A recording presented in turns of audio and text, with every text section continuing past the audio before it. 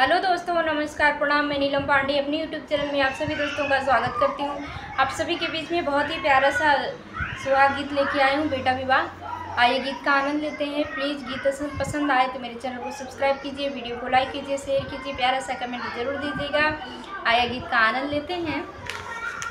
चारी चौखिंटी मोरे बाबा कैसा गरवाय रे, बाबा कैसा गरवाय रे, पुराई निहालाई देई रे लाला नावाय रे, पुराई निहालाई देई रे लाला नावा। जही सगरे दुलाहे अपन धोतिया पाछारैया रे, धोतिया पाछारै। अरे दुलाहिनी देई पूछे बात रे लाला नावा, अरे दुलाहिनी देई पूछे बात रे लाला नावा। के करे आया तू ही उलरू से दुलारू, अरे उलरू से दुलारू। अरे कौने बाहिनी सांगे भाई रे लालनवा, अरे कौने बाहिनी सांगे भाई रे लालनवा। के करे अरे कौने बानी जिया चला है बारे सुंदर, अरे चला बारे सुंदर। अरे के करे ही सगरे नहाया रे लाला नवा, अरे के करे ही सगरे नहाया रे लाला नवा। पानी मायरिया के उलारू से दुलारू, अरे उलारू से दुलारू।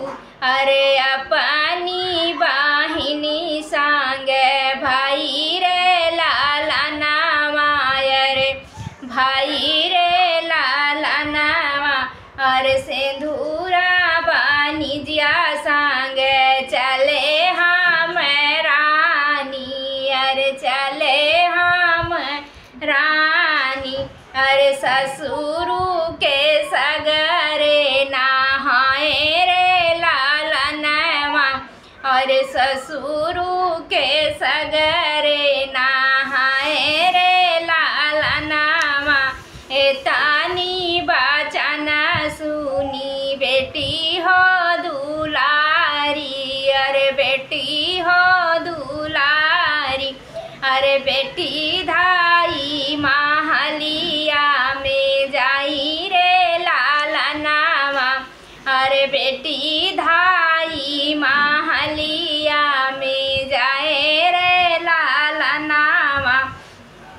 ओ धावाऊ तुही रे नाउआ जे धावऊ, अरे बाबा आगे खबर जा नावा रे लाला नावा, अरे बाबा आगे खबर जा नावा रे लाला नावा।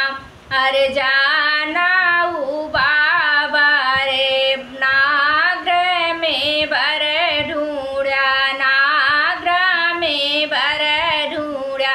अरे वही बार सगरे नहाए रे लाला नावा, अरे वही बार सगरे नहाई रे लाला नावा।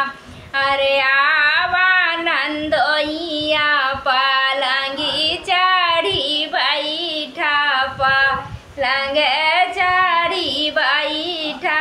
अरे कूचौमा हो बेके पन रे लाला नावा, अरे कूचौमा हो बेके पन रे लाला नावा।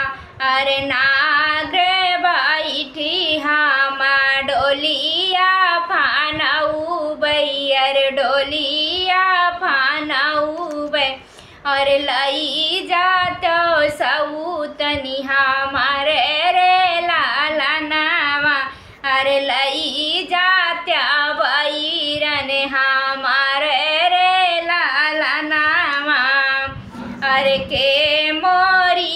भौजी तोरा नोनावा चोरायो आरे नोनावा चोरायो।